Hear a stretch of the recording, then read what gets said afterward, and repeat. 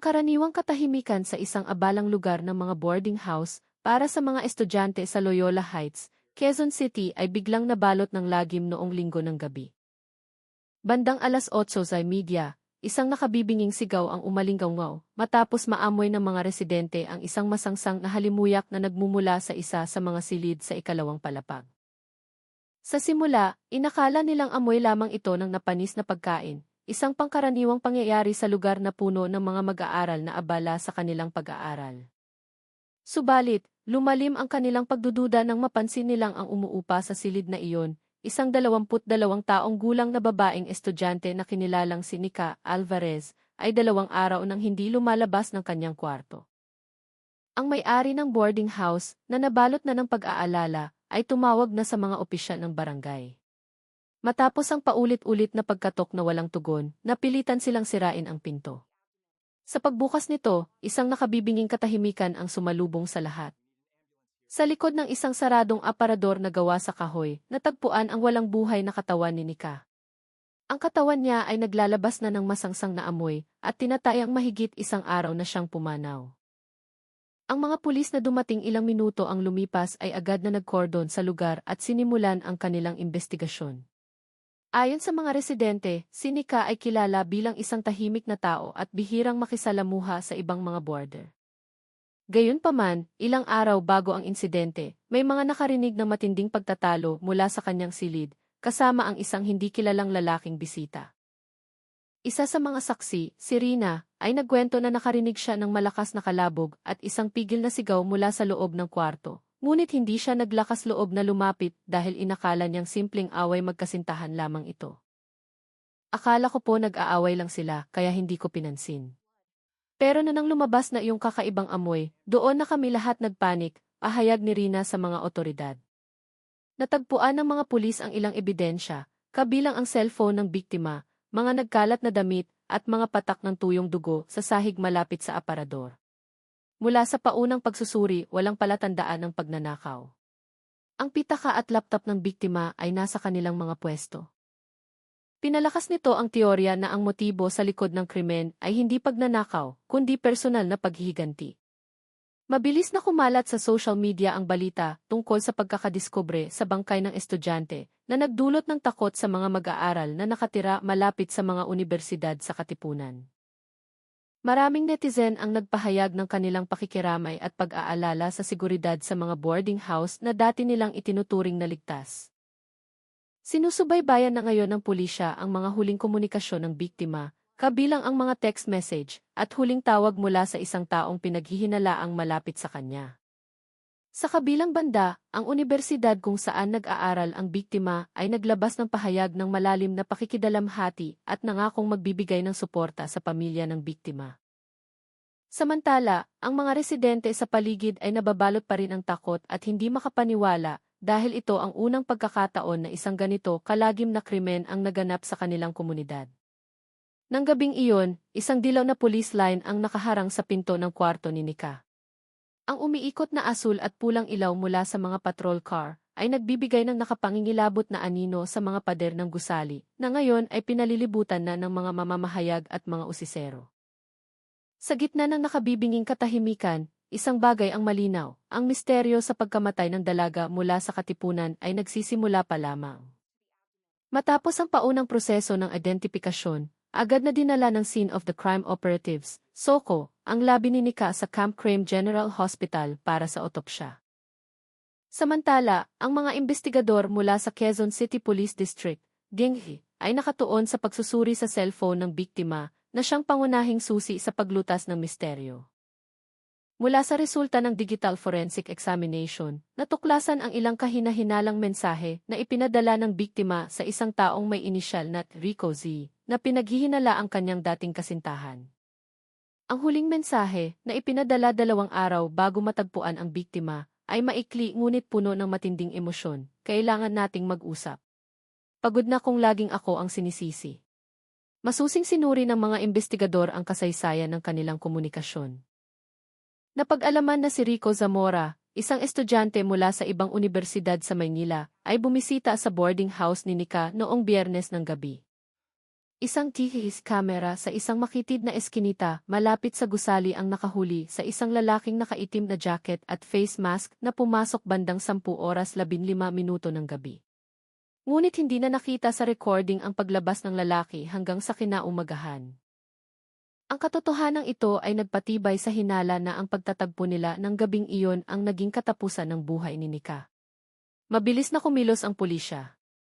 Kinuha ang pahayag ng ilang malalapit na kaibigan ng biktima, kabilang ang isang kaklase na may alam sa komplikadong relasyon ni Nika at Rico. Ayon sa isang saksi, naghiwalay ang dalawa dahil sa problema sa tiwala at selos. Lagi silang nagbabangayan. Kahit sa campus, ramdam mo yung tensyon sa pagitan nila, sabi ng kaibigan ng biktima na tumangging magpakilala. Mula sa paunang resulta ng otopsya, natagpuan ang mga pasa sa liig at braso ng biktima, na pinaniniwala ang resulta ng sakal at paglaban. Walang senyales ng sexual na pang-aabuso. Subalit, may natagpo ang dayuhang fingerprint sa hawakan ng aparador kung saan itinago ang biktima. Kasalukuyang inihahambing ng mga pulis ang fingerprint na ito sa datos ng ilang taong malapit sa biktima, kabilang na si Rico. Habang nagpapatuloy ang investigasyon, nagsimulang pag-usapan ng publiko ang kaso sa social media gamit ang hashtag na tragedya sa Katipunan. Maraming estudyante, lalo na ang mga babae, ang umaming natatakot ng manirahang mag-isa. Ang ilan ay nagsimula ng maghanap ng malilipatan na may mas mahigpit na seguridad. Maging ang may-ari ng boarding house ay hindi nakaligtas sa kritisismo. Inamin niyang nagsisisi siya dahil hindi siya naging mas mapagmatsyag sa mga bisitang dumarating sa gabi. Sa gitna ng pighati at tensyon, nangako ang pulisya na malulutas agad ang kaso. Hindi ito isang ordinaryong pagpatay, pinaghihinalaang may kinalaman dito ang matinding emosyon, paghihiganti, at sakit ng kalooban na matagal nang kinikimkim. Ngayon, lahat ng mata ay nakatuon sa isang pangalan, Rico Zamora, ang misteryosong lalaki sa footage na maaaring maihawak ng susi sa likod ng malagim na trahedyang ito. Dinala ng investigasyon ng pulisya ang mga otoridad sa madilim na nakaraan ni Nika at Rico. Mula sa mga testimonya ng kanilang mga kaklase, halos 6 na buwan na silang hiwalay, ngunit hindi naging maganda ang kanilang paghihiwalay. Minsan silang naging magkagrupo sa isang proyekto sa unibersidad kung saan nagkaroon ng hindi pagkakaunawaan tungkol sa pera at tiwala. Mula noon, ang kanilang komunikasyon ay napuno na ng pag-aaway at pagsisihan. Isa sa mga malalapit na kaibigan ni Nika, si Diane, ay nagsiwalat na minsang nag-text sa kanya si Nika tungkol sa kanyang takot. Sinabi niya sa akin na natatakot siya kay Rico. Binalaan daw siya ni Rico na may ipapakalat daw ito tungkol sa kanya kapag hindi siya pumayag na makipagkita, sabi ni Diane habang pinipigilan ang pag-iyak. Mula sa pahayag na iyon, nagsimulang maghinala ang mga investigador na mayroong psychological pressure na dinanas ang biktima bago siya namatay. Agad na pinuntahan ng mga pulis ang inuupahang bahay ni Rico sa Sikatuna Village. Ngunit, wala na ang lalaki doon, 2 araw na siyang hindi umuuwi. Ayon sa mga kapitbahay, nagmamadaling umalis si Rico dala ang isang malaking backpack na para bang may tinatakasan. Itinalaga siya ng mga otoridad bilang pangunahing suspect at sinimulan ang masinsinang paghahanap. Samantala, ang digital forensic team ay may natuklasan pa sa telepono ng biktima, ilang lumang larawan at video na may kinalaman sa kanilang relasyon. Isa sa mga ito ay nagpapakita ng kanilang pagtatalo sa isang coffee shop na hindi sinasadyang na-record ni Nika. Sa loob ng 37 segundong video, maririnig ang isang galit na boses ng lalaki na nagsasabing, "Hindi ka matatahimik kapag iniwan mo ko." Ang linyang iyon ay naging mahalagang pahiwatig sa investigasyon. Ang pamilya ng biktima, na dumating mula pa sa probinsya, ay labis na nasaktan. Ang ina ay walang tigil sa pag-iyak habang kinukunan ng pahayag. Hindi niya sukat akalain na ang kanyang anak na kilala sa pagiging masipag at tahimik ay magkakaroon ng ganito kalagim na sinapit. Gusto lang niyang mag-aral, hindi maghanap ng kaaway, mahinang sabi niya sa harap ng media. Nagsimulang makuha ng kasong ito ang atensyon ng publiko at maging ng ilang kilalang personalidad.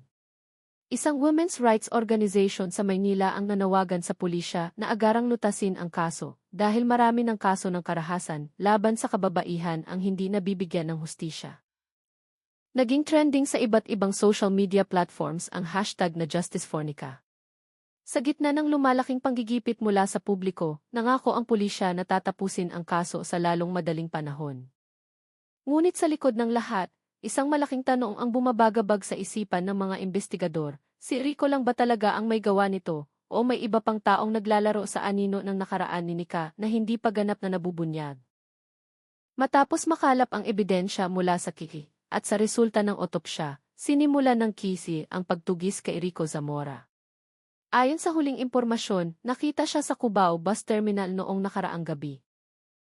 Isang driver ng motorcycle taxi ang nagulat na nakita niya ang isang lalaking nakaitim na jacket, na may takip sa mukha at sombrero, na nagmamadaling pumasok sa lugar ng mga bus na papuntang probinsya. Tila balisa raw ito at panay ang lingon sa likuran na para bang takot na may sumusunod sa kanya. Agad na nagpadala ng mga operatiba ang pulisya sa iba't ibang destinasyon, kabilang na ang Batangas, ang probinsya ni Rico. Nakipag-ugnayan sila sa lokal na pulisya upang palawakin ang sakop ng paghahanap. Sa punong himpilan ng Kiki, ramdam ang tensyon. Sa isang malaking monitor, makikita ang isang digital map na nagpapakita ng mga posibleng ruta ng pagtakas ni Rico. Kailangan natin siyang mahuli bago mag-umaga, mariing sabi ng chief investigator sa isang closed-door meeting. Samantala, patuloy na sinusubaybayan ng media ang kaso. Nagtipon ang mga mamamahayag sa labas ng istasyon, nag-aabang ng pinakabagong balita. Binaha ng komento ang iba't ibang news portals, ang ilan ay humihingi ng hustisya, habang ang iba naman ay kinukwestiyon ang seguridad sa mga lugar ng mga estudyante. Sa social media, kumalat ang mga still frame mula sa Kikis na nagpapakita sa anino ng lalaking nakaitim na jacket, na nagdulot ng iba't ibang espekulasyon mula sa mga netizen. Nang gabing iyon, sa gitna ng ambon, 2 sasakyan ng pulis ang umalis patungong kanlurang bahagi ng Metro Manila. Matapos makatanggap ng ulat mula sa isa pang motorcycle taxi driver, isang lalaking may pagkakahawig kay Rico ang nakitang bumaba malapit sa isang bakanting lot sa lugar ng Tumana, Marikina. Pagdating ng mga operatiba, itinutok nila ang kanilang mga flashlight sa mga talahib. May mga bakas ng sapatos na malinaw na nakikita sa basang lupa. Agad na ginalugad ng team ang lugar. Ngunit hindi naging madali ang pagtakas ni Rico. Tila alam na niya ang direksyon ng pagtugis at ilang beses nang nagpalit ng lokasyon. Base sa signal ng kanyang cellphone na sandaling naging aktibo, pinaniniwala ang nasa paligid pa rin siya ng Metro Manila. Nagpasya ang pulisya na paliitin ang sakop ng paghahanap sa tulong ng Siyam unit. Sa kabilang banda, nagsimulang maghinala ang publiko na ang pagtakas ni Rico ay simula lamang ng isang mas malaking kwento. Nagbigay ng bagong testimonya ang ilang kaklase ng biktima. Lumalabas na minsang nagkaroon ng alitan si Nika sa isang miyembro ng student organization kung saan aktibo si Rico. Isang bagong teorya ang lumitaw, kumilos ba si Rico ng mag-isa o may iba pang tumulong sa kanya upang pagtakpan ang krimen? Lumalalim na ang gabi. Ang mga ilaw ng pulisya ay kumikislap sa pagitan ng mga puno. Ang maalinsang ang hangin ay bumalot sa lugar ng paghahanap. At sa gitna ng katahimikan, isang malakas na kahol mula sa isang tracking dog ang umalinggaw, hudyat na may bago itong natagpuan sa basang damuhan malapit sa isang maliit na ilog. Ang sunod-sunod na tahol ng aso ay lalong umingay, binabasag ang katahimikan ng gabi sa pampang ng Marikina River. Nagmamadaling sinundan ng mga operatiba ang direksyon ng tunog, tinututok ang kanilang mga flashlight sa makakapal na damo sa gilid ng tubig. Sa pagitan ng basang talahib, natagpuan ang isang itim na jacket, nakalubog ang kalahati sa putik. Eksakto ito sa suot ng misteryosong lalaki sa footage. Agad na kinuha ng mga operatiba ang ebidensya. Sa loob ng bulsa ng jacket, natagpuan ang isang tiket ng bus, patungong Batangas at isang maliit na puting tela na may mga pulang mansa na hindi pa matukoy kung dugo nga ba o hindi. Agad na bumaba ang SOCO team para kumuha ng sample at magsagawa ng pagsusuri sa lugar. Maingat na inilagay ang lahat ng ebidensya sa mga transparent na plastic bag habang pinapanood ng punong investigador. Ngunit ang lalong nagpatindi ng hinala ng pulisya ay isa pang natuklasan sa paligid. May mga bakas ng paa sa putik na patungo sa isang maliit na kakahuyan sa likod ng ilog. Mukhang bago pa ang mga bakas at malayo ang agwat sa isa't isa, na para bang nagmamadaling tumakbo ang may-ari nito. Walang pinalampas na sandali, agad na pinalawak ng team ang paghahanap sa loob ng 500 metrong radius. Sa di kalayuan, may narinig silang tunog ng nabaling sanga at nagmamadaling mga yapak sa maputik na lupa, isang malinaw na senyales na may taong sinusubukang tumakas. Samantala, sa command post ng Kisi, lalong tumindi ang tensyon. Dumating ang bagong impormasyon mula sa digital forensic team. Ang fingerprint na nakuha sa hawakan ng aparador ng biktima ay tumugma sa fingerprint ni Rico Zamora. Ang katotohanan ito ay naging turning point sa investigasyon. Sigurado na ngayon ang pulisya na si Rico ang pangunahing salarin sa pagpatay kay Nika. Ngunit ang nakapagtataka, ilang mensahe sa cellphone ng biktima ang nagpapakita na noong gabi ng krimen, nakatanggap si Nika ng isang video call mula sa isang hindi kilalang numero. Ang numero ay ginawa lamang isang araw bago ang insidente. Maaaring hindi siya nag-iisa ng gabing iyon, mahinang sabi ng isang investigador habang seryosong nakatitig sa computer screen. Mabilis na kumalat ang balita tungkol sa natagpuang jacket. Nagsimulang dumating ang mga mamamahayag sa lokasyon, habang ang mga residente ay pinayuhang lumayo upang hindi makaabala sa proseso. Ang mga ilaw ng pulisya ay kumikinang sa pampang ng ilog, ang liwanag nito'y sumasalamin sa tahimik na tubig, isang malaking kabalintunaan sa lagim na nararamdaman ng lahat. Lumalalim na ang gabi, ngunit wala pa ring linaw ang paghahanap. Sa gitna ng huni ng mga kuliglig at pagaspas ng hangin, isa-isang ginalugad ng mga operatiba ang mga palumpong, hanggang sa biglang sumigaw ang isa sa kanila mula sa di kalayuan, "Sir, may gumagalaw sa ilalim ng kawayanan." Lahat ng flashlight ay agad na itinutok doon. Isang anino ng tao ang nakitang nakayuko sa likod ng isang malaking puno ng kawayan. Nanginginig ang kanyang katawan, nababalutan ng putik ang kalahati ng kanyang mukha, at sa kanyang kamay ay maihawak siyang isang bagay na bahagyang kumikinang sa ilalim ng liwanag. Agad na pinalibutan ng mga pulis ang lugar sa ilalim ng kumpol ng kawayan. Ang matatalim na sinag ng flashlight ay direktang tumama sa figura na nakayuko, nanginginig ang buong katawan. "Huwag kang gagalaw," sigaw ng isang operatiba. Tinakpan ng lalaki ang kanyang mukha gamit ang dalawang kamay. Ngunit mula sa kanyang pangangatawan at basang-basang damit, agad siyang nakilala ng mga pulis. Siya si Rico Zamora. Nang lapitan ng mga pulis, tila nang hina si Rico. Maputla ang kanyang mukha at hirap siyang huminga.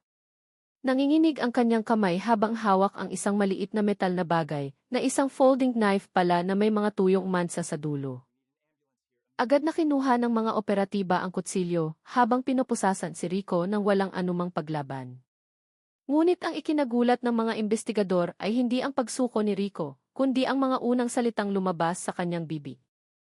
Sa isang paos na boses, sinabi niya, "Hindi ako nag-iisa noon ng gabing iyon.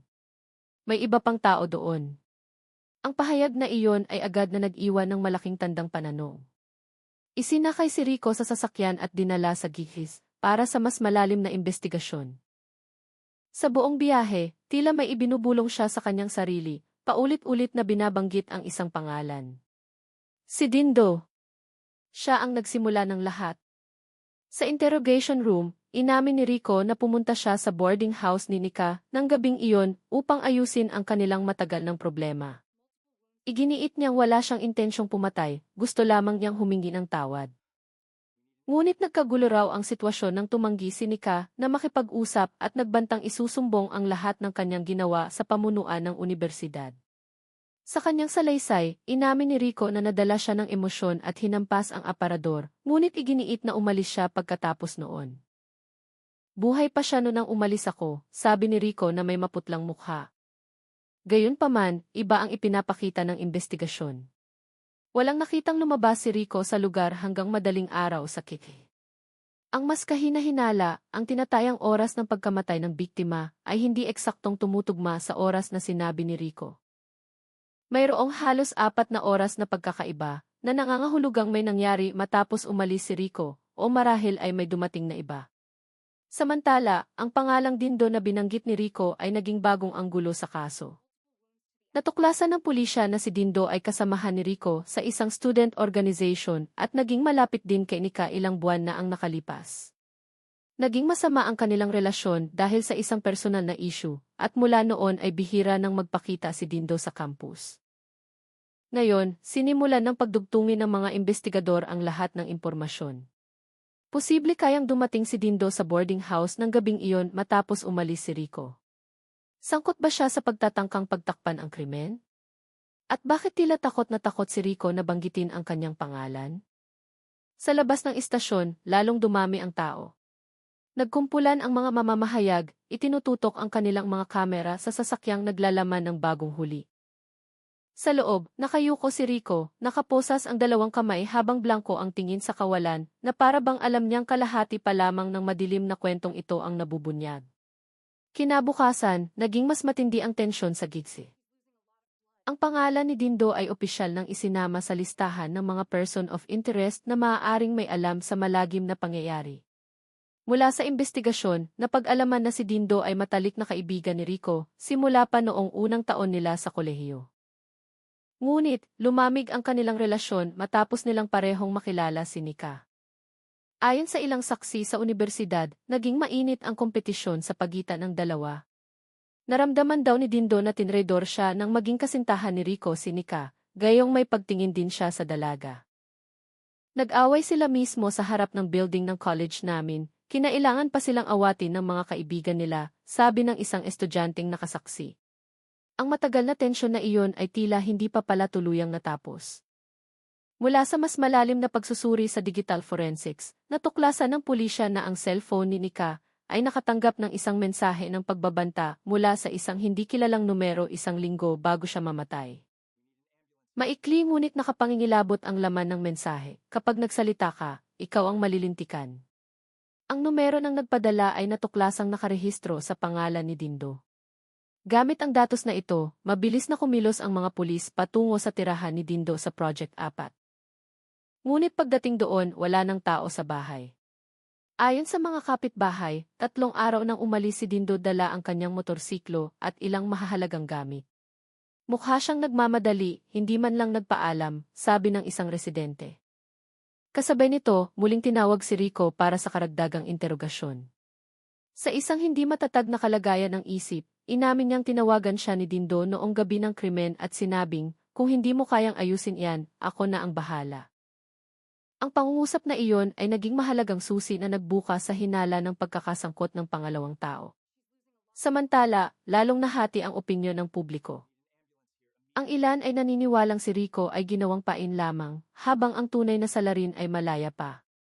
Itinampok ng media ang hindi pagtutugma sa oras ng pagkamatay ng biktima at ang digital trail na nagpapakita ng aktibidad sa cellphone ni Nika matapos umanong umalis si Rico. Nangangahulugan ito na posibleng buhay pa ang biktima ilang oras matapos ang kanilang pagtatagpo. Sa isang pulong ng gabing iyon, nagpa siya ang hepe ng Keithis na bumuo ng isang joint task force sa tulong ng NFEPO. Ang kanilang focus, hanapin si Dindo sa loob ng 48 oras. Kung totoong siya ang nasa likod ng lahat ng ito, hindi natin siya pwedeng bigyan ng pagkakataong makatakas, mariing sabi niya. Habang kumikilos ang team sa labas, isang bagong piraso ng puzzle ang nabuo. Isang babaeng saksi, ang boarder na katabi ng kwarto ni Nika, ang lumapit dala ang isang nakagugulat na impormasyon. Inamin niyang nakita niya ang anino ng 2 tao na lumabas mula sa silid ni Nika noong gabi ng krimen. Ang isa ay nakaitim na jacket, at ang isa naman ay nakasuot ng helmet na sarado. Ngayon, lalong naging komplikado ang kaso. Kung totoong 2 tao ang lumabas, sino ang totoong nasa likod ng pagtago sa katawan ni Nika sa aparador? Si Rico ba ay bahagi lamang ng isang mas malaking plano? Nang gabing iyon, muling kumilos ang mga operatiba, dala ang larawan ni Dindo at ipinakalat ito sa buong Metro Manila. Sa gitna ng papadilim na mga ilaw ng syudad, isang bagay ang sigurado, ang misteryo sa pagkamatay ni Nika ay hindi pa magtatapos ng gabing ito. Pagsapit ng hating gabi, nakatanggap ng bagong ulat ang Joint Task Force mula sa isang residente sa lugar ng gagalangin, Tondo. Isang may-ari ng karinderya ang nagsabing may lalaking kamukha ni Dindo na dumaan sa kanyang tindahan kaninang hapon. Bumili siya ng mineral water at sigarilyo, pero halatang kinakabahan. Panay ang tingin niya sa kalsada, sabi nito. Nagtanong din daw ang lalaki ng direksyon papunta sa isang maliit na terminal sa lugar, isang rutang bihirang daanan ng mga taong gustong umalis ng syudad. Batay sa ulat, agad na kumalat ang team sa paligid. Sa gilid ng isang maputik na kalsada malapit sa karinderya, natagpuan ng mga pulis ang mga sariwang bakas ng gulong ng motor at mga patak ng putik na kapareho ng natagpuan sa lugar kung saan nakita ang jacket ni Rico. Muling ginamit ang mga geisham dog, sinusundan ang amoy mula sa isang piraso ng damit na nakuha sa kwarto ni Dindo. Nagpatuloy ang paghahanap sa isang landas patungo sa isang palayan. Nagsimulang umulan na naglimita sa kanilang paningin. Ngunit sa gitna ng kadiliman, isang maliit na liwanag mula sa isang lumang kubo ang nakakuha ng atensyon ng isang operatiba. Mula sa malayo, nakita nila ang isang itim na motorsiklo na tinanggalan na ng plaka. At sa harap ng kubo, isang lalaki ang nakaupong nakatalikod sa daan, suot ang isang sirang kapote. Nang lumapit ang mga pulis at nagbigay ng babala, dahan-dahang tumayo ang lalaki nang hindi lumilingon. "Huwag kayong lalapit. Ayokong mahuli," sigaw niya sa paos na boses. Sinubukan siyang pakalmahin ng mga pulis, ngunit patuloy siyang umatras patungo sa palayan. Palingalinga ang kanyang mga hakbang sa madulas na lupa. Sa isang iglap, nadulas siya at bumagsak sa pilapil. Mabilis na kumilos ang mga operatiba at dinakma siya bago pa man makatakas muli. Nang tinutukan ng flashlight ang kanyang mukha, walang duda, ang lalaki ay si Dindo. Maga ang kanyang mga mata, marumi ang damit at puno ng galos ang mga kamay. Sa bag na dala niya, natagpuan ang cellphone ni Nika na matagal nang idineklarang nawawala. Ang pagkakatuklas na iyon ay nagpatahimik sa lahat. Sa loob ng cellphone, nandoon ang isang usapan na naging matibay na ebidensya. Nang gabi ng krimen, dumating si Dindo sa boarding house matapos umalis si Rico. Sa isang 42 segundong voice message, maririnig ang boses ng isang babae na pinaniniwalaang si Nika na nagsasabi sa takot na tono, "Pati ba ikaw, Dindo? Sasaktan mo rin ako. Tama na, umalis ka na, parang awa mo na." Ang boses ay nagtapos sa isang malakas na kalabog at pagkatapos ay katahimikan. Ang natuklasang ito ay nagpatibay sa paniniwala ng mga investigador na dumating si Dindo ng gabing iyon hindi para tumulong, kundi para tiyakin ang isang bagay. Ngunit ang dahilan sa likod ng kanyang ginawa ay hindi pa rin malinaw. Nang tanungin sa lugar, mahinang sinabi ni Dindo, "Hindi ko intensyong patayin siya, pero alam niya ang isang bagay na sisira sa aming dalawa." Ang sinabing iyon ay nagdulot ng pagtataka sa mga investigador. Anong ibig sabihin ni Dindo sa sisira sa aming dalawa? Ang sikreto ba ay may kinalaman kay Nika at Rico o isang bagay na mas malaki pa? Nang gabing iyon, ang dalawang suspect ay dinala sa gihis na may mahigpit na seguridad. Ang mga flash ng kamera mula sa mga mamamahayag ay sumalubong sa kanila. Ang dalawang dating magkaibigan ay magkatabing nakaupo ngayon sa selda, tahimik at hindi nagtitinginan. Ngunit sa likod ng katahimikan ng interrogation room, alam ng mga investigador na hindi pa tapos ang kwento. Mayroon pang isang mahalagang piraso na hindi pa natatagpuan, ang tunay na dahilan kung bakit kinailangang mawala si Nika. Kinabukasan, ang interrogation room ng Keith ay naging saksi sa isang panibagong tensyon. Nakaupo si Dindo na may blangkong mukha, nakaposas ang kanyang mga kamay sa ibabaw ng mesa. Sa harap niya, pinatugtog ng investigador ang voice message mula sa cellphone ni Nika. Bawat salitang lumalabas sa recording ay nagpapayuko kay Dindo. Matapos ang ilang oras na pananahimik, sa wakas ay nagsalita si Dindo. Sa isang mabigat na boses, sinabi niya, nagsimula ang lahat sa isang maliit na pagkakamali, pero naging isang bangungot. Inamin niya na sila ni Rico ay sangkot sa isang manipulasyon ng datos pinansyal sa kanilang student organization. Milyon-milyong piso mula sa pondo ng isang malaking aktibidad ang nawala at si Nika, na siyang treasurer ng komite, ay nalaman ang lahat. Ayon sa kanya, nagbanta si Nika na isusumbong ang kanilang ginawa sa pamunuan ng unibersidad dahil ayaw niyang madamay. Mula noon, nagsimulang lumala ang relasyon nilang tatlo. Si Rico, na takot na makikout sa unibersidad, ay nagmakaawa kay Nika na huwag ituloy ang plano. Samantala, si Dindo ay lalong nakaramdam ng panganib dahil siya ang pinakamalaking nakinabang sa pera. "Gusto lang namin siyang kausapin para humingi ng palugit. Wala akong intensyong saktan siya," sabi ni Dindo, nakatingin sa sahig. Ngunit, agad na ipinakita ng investigador ang key footage at ang resulta ng otopsya. Lahat ng senyales ay tumuturo na bumalik si Dindo sa boarding house matapos umalis si Rico. At doon naganap ang matinding pagtatalo. Ipinakita ng resulta mula sa forensic lab na may mga fingerprint ni Dindo sa loob ng aparador kung saan itinago si Nika. Pinatibay nito ang hinala na siya ang huling taong nasa kwarto ng biktima. Natahimik si Dindo ng matagal at pagkatapos ay dahan-dahang umiyak. Nagpanik ako. Nabagsak siya at tumama ang ulo niya sa aparador. Hindi ko alam ang gagawin. Itinago ko siya dahil natakot akong matatapos ang lahat kapag nakita siyang ganoon.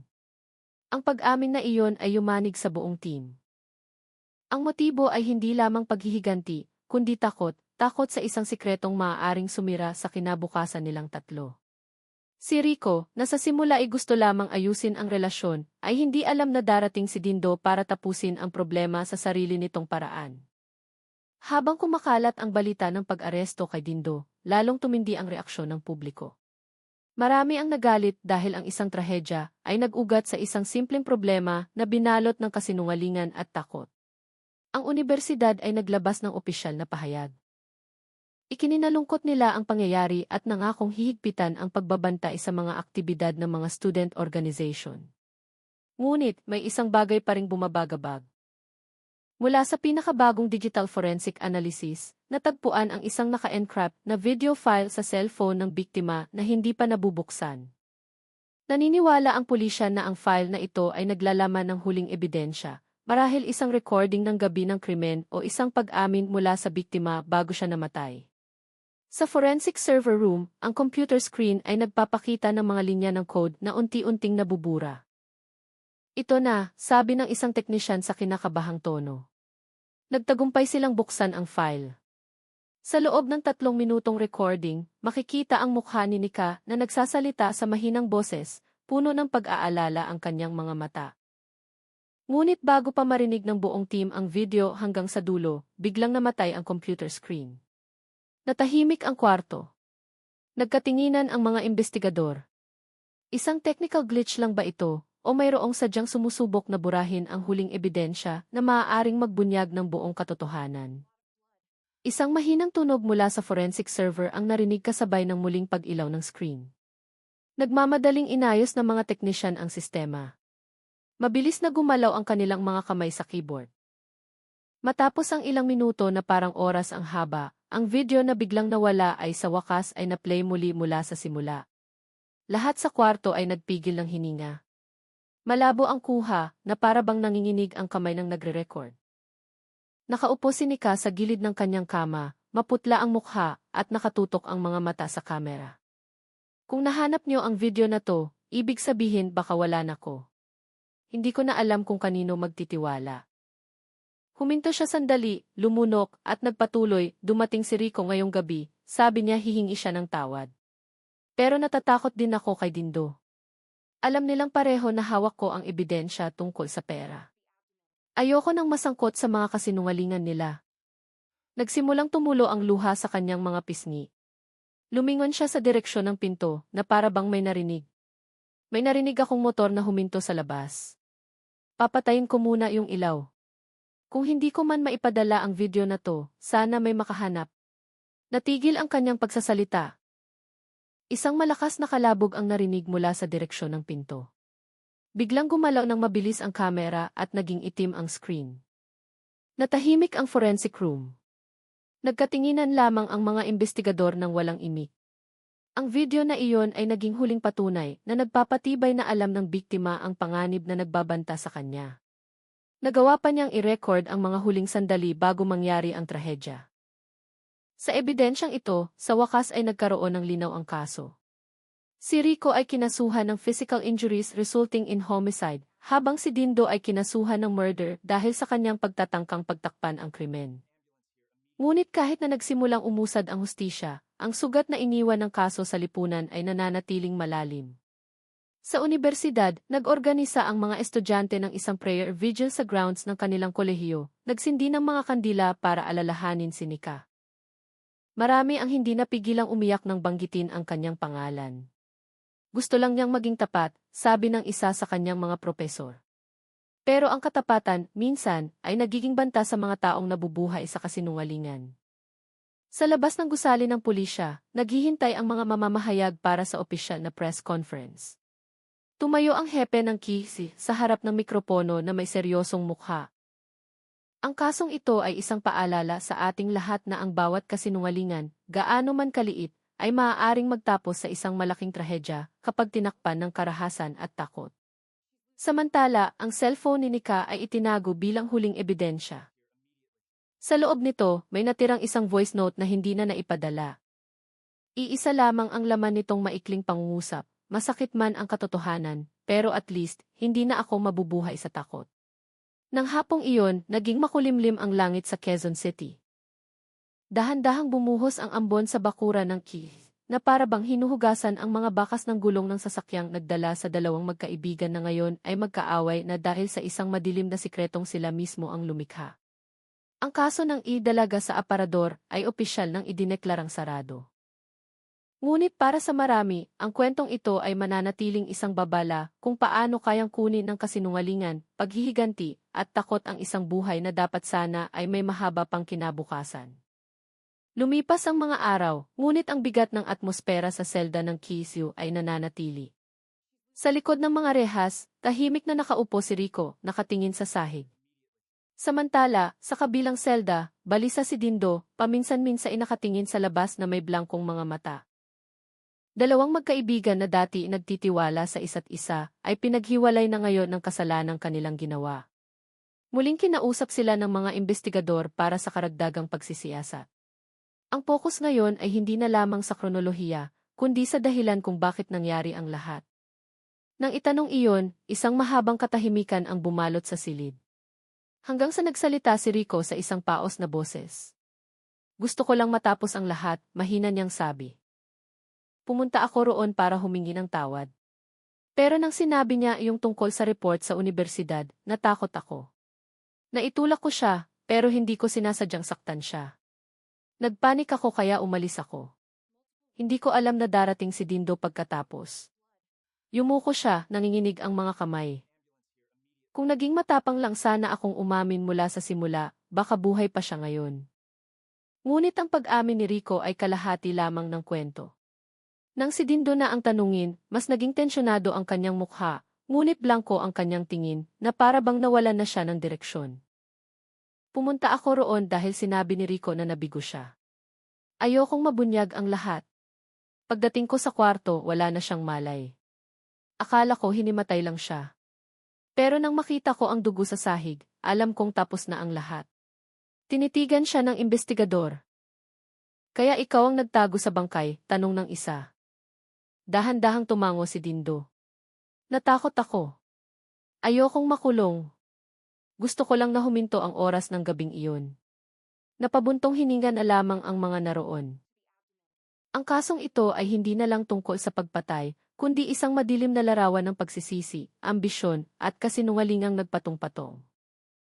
Sa katahimikan, nagpatuloy si Dindo, akala ko kapag nawala siya, magiging ligtas ang sikreto. Pero mas nakakatakot pala ang konsensya kaysa sa kahit ano. Habang nagpapatuloy ang investigasyon, isang batang opisyal ang dumating dala ang bagong ulat mula sa Digital Forensic Unit. May isang huling text message na ipinadala mula sa cellphone ni Rico papunta sa numero ni Dindo, ilang minuto lamang matapos ang tinatayang oras ng pagkamatay ng biktima. Simple lang ang laman, tapos na. Iniwan ko na iyong kwarto. Ingat ka, alam niya lahat.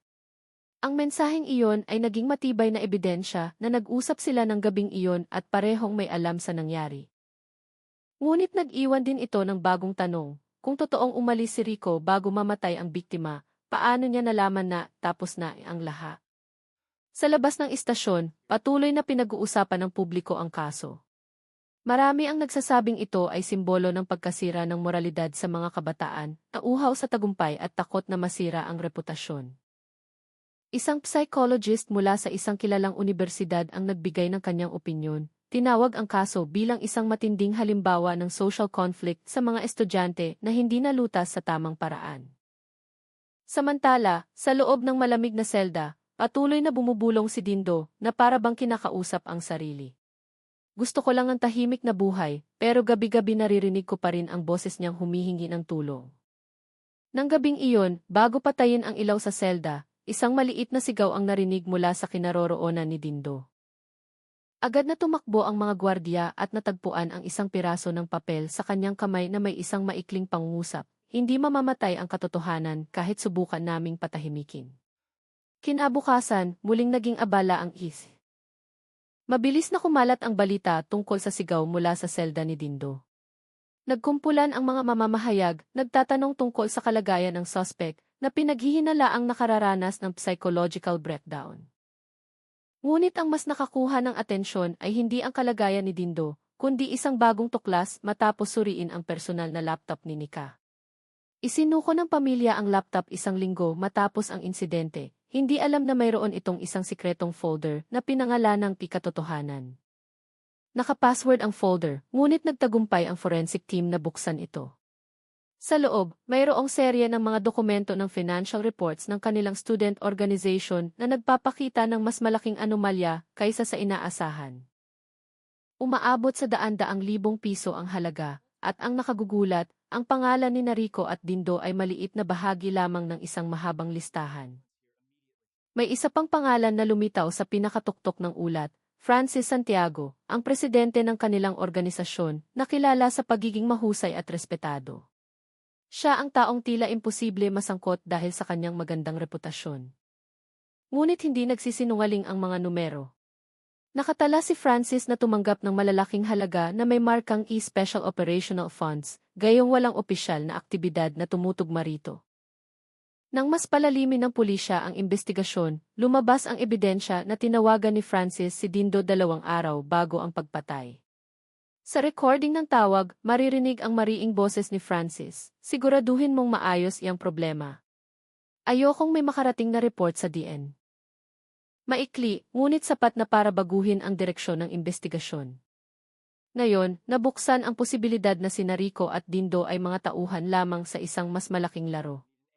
Malinaw ang motibo, protektahan ang reputasyon at pagtakpan ang korupsyon na sisira sa kanilang kinabukasan.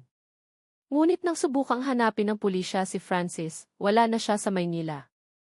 Natuklasang lumipad siya patungong probinsya isang araw matapos matagpuan ang bangkay ni Nika, gamit ang ibang pangalan. Agad na nakipag-ugnayan ang mga investigador sa ibang rehiyon para sa pagtugis. Ipinakita ng kanyang bank transactions na aktibo pa rin ang kanyang account, isa rito sa lugar ng Depok, Bulacan. Pinaghihinalaang nagtatago si Francis sa bahay ng isang kamag-anak. Sa gitna ng pag-unlad ng kaso, si Dindo, na sumasailalim sa psychiatric observation, ay nananaginip at paulit-ulit na binabanggit ang pangalan ni Francis. Siya ang nag-utos. Siya ang nagsabing tapusin ang lahat, mahina niyang bulong. Samantala, sa unibersidad, nagsimulang maramdaman ang tensyon. Bumuo ang mga estudyante ng Ki-Alyansa para sa hustisya kay Nika, at nanawagan sa rektor na magsagawa ng internal investigation. Daan-daang kandila ang sinindihan sa harap ng main building bilang simbolo ng solidarismo. Mga poster na may nakasulat na hindi maililibing ang katotohanan ang nakapaskil sa bawat sulok. Sa kabilang banda, may natagpuan pang isang video na ni-record ni Nika ilang araw bago siya namatay, isang video na hindi na naipadala. Dito, nagsasalita si Nika sa mahinang tono, alam ko ang lahat ng tinatago nila, pero kung mananahimik ako, kasing sama ko na rin sila. Kaya hahayaan kong lumabas ang katotohanan, kahit na kailangan kong magbayad ng mahal para rito. Ang mga salitang iyon ay tila kanyang huling habilin, at ang susi na nagbukas sa isang bagong kabanata ng investigasyon na mas malalim pa pala kaysa sa isang simpleng kaso ng pag-ibig at paghihiganti. At nang gabing iyon, sa loob ng kwarto ng investigasyon, isang batang opisyal ang nakatitig sa computer screen. Kung tama ang hinala natin, mahina niyang sabi, ang pagpatay kay Nika ay hindi lang paghihiganti. Ito ay isang sabotasyon. Lumiwanag ang ilaw habang sa labas ay bumubuhos ang ulan. Sa ibabaw ng mesa, isang folder na may nakasulat na Target, Francis Santiago, ay opisyal ng binuksan, hudyat ng simula ng pinakamalalim na yugto sa kasong yumanig sa buong bansa. Ang balita tungkol sa bagong pangalan na lumitaw sa kaso ng dalaga sa aparador ay agad na yumanig sa publiko. Ang figura ni Francis Santiago, ang huwarang estudyante na kilala sa kanyang mga social activities, ay naging pangunahing target na ngayon. Walang sinuman ang makapaniwala na sa likod ng kanyang palangiting mukha at mga idealistikong talumpati, ay nagtatago pala ng isang madilim na sikretong sumira sa dalawang magkaibigan at kumitil sa isang buhay. Isang espesyal na joint task force mula sa NFERPO at iba pang rehiyon ang agad na binuo. Ang operasyon ay binigyan ng pangalang PO Plan, anino sa aparador.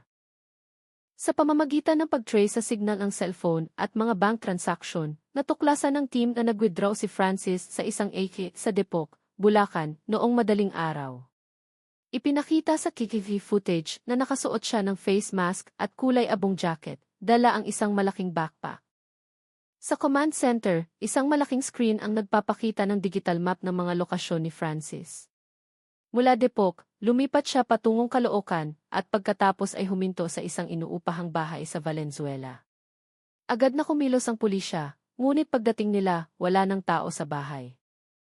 Dalawang bagay lamang ang natagpuan, isang sirang laptop na sinadyang sunugin ang hard drive, at isang piraso ng papel na may sulat kamay, na bigo silang protektahan ang sikreto.